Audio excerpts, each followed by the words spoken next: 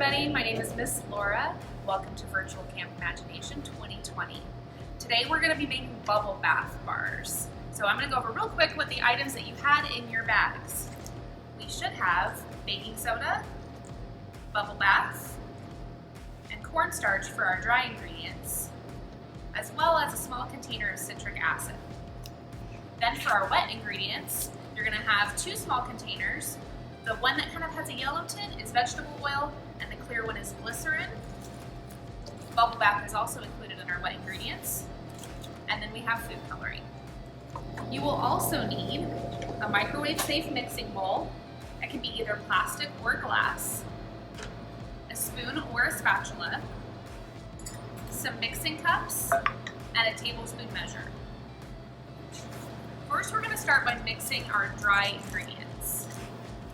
Feel free to measure what you have in your bags, or you can just dump them.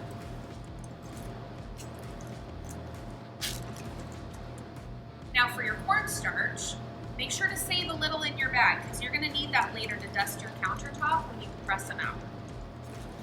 Not a lot, just a small handful. We've got our citric acid.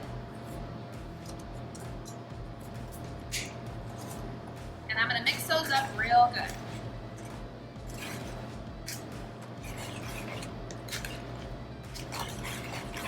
Next, we're going to add our wet ingredients. We have bubble bath,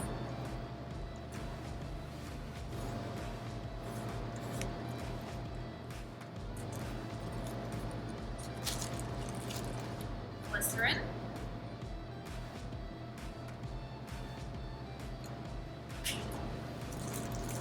and vegetable oil.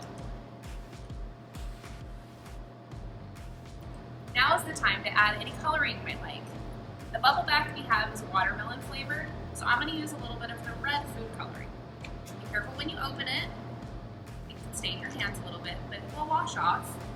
A little goes a long way. Just a few drops is necessary.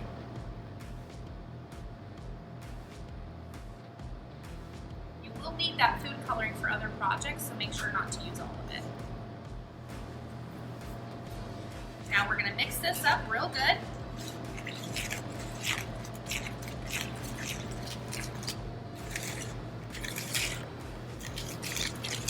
See, it gets kind of foamy.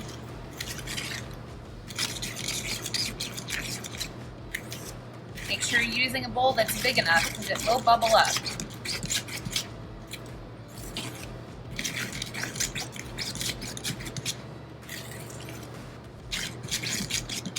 At this point, if you feel like you want to add more food coloring, go ahead.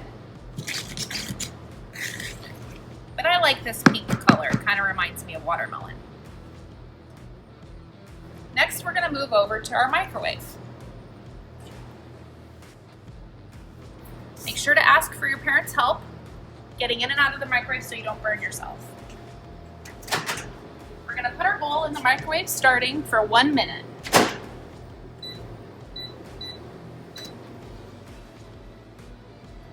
Keep an eye on it to make sure it doesn't bubble over.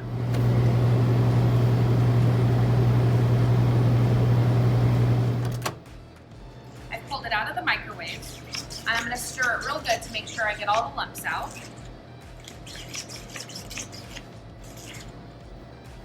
Then once I've stirred it, it kind of goes down. It's not as bubbly as it was before, but I'm going to go ahead and pop it back in the microwave for another minute.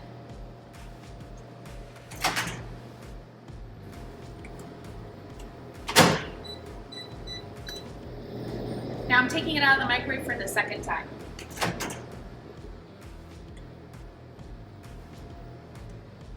It didn't bubble up quite as much this time, but we're going to give it a good stir.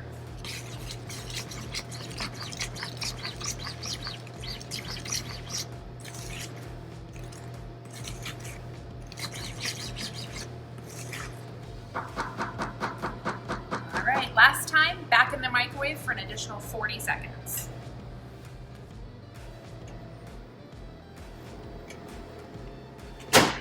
Now I'm pulling it out of the microwave for the last time. Be careful, it is hot.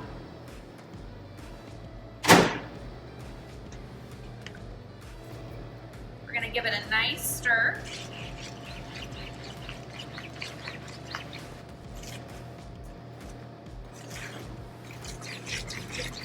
Now at this point,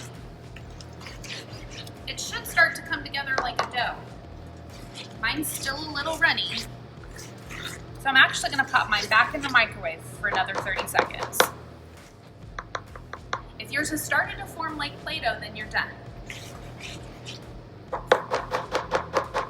After that last 30 seconds, it started to pull away from the bowl like a dough.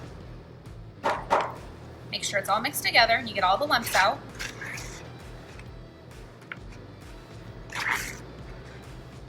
And then we're going to let it sit for a minute because it's going to be too hot to handle. In the meantime, I'm going to set this aside while it cools, and I'm going to line my counter with some plastic wrap. If you don't have plastic wrap, you could use tin foil or parchment paper.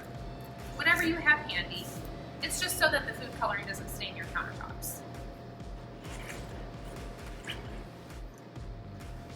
I'm going to go ahead and dump my dough out onto my countertop. I get the little bits off with my spoon. It's still pretty warm, so be careful. If it's still too warm to touch, go ahead and just let it sit for another minute or two, and then we'll work it into shapes. Keep in mind that microwaves do vary. So my microwave might only take 2 minutes and 40 seconds. Yours might take a little less and others might take a little more. So just be patient, keep checking on your dough, and as soon as it pulls away from the sides of the bowl, like a dough, it's finished. All right. I've let my dough cool.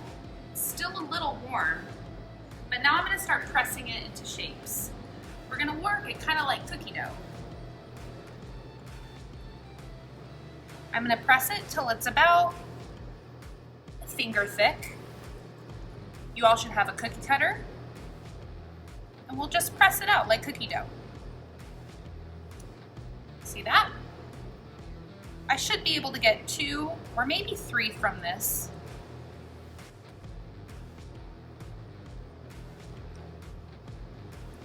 Then, just like cookie dough, we'll go ahead and push the scraps back together and do it again.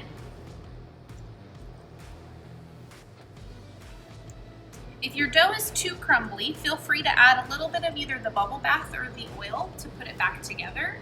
And if your dough is too wet, you can use some of that reserved cornstarch from the very beginning to help knead that in and dry it out just a little bit.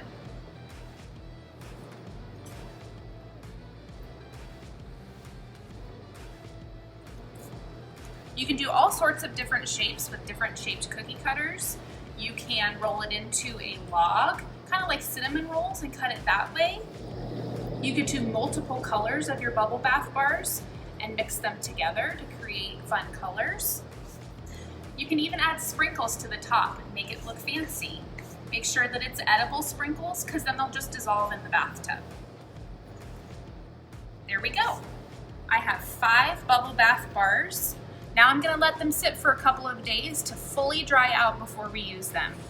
Then, once they're dry, you'll take them into your bathroom, crumble them under some running water, and you'll have bubble bath.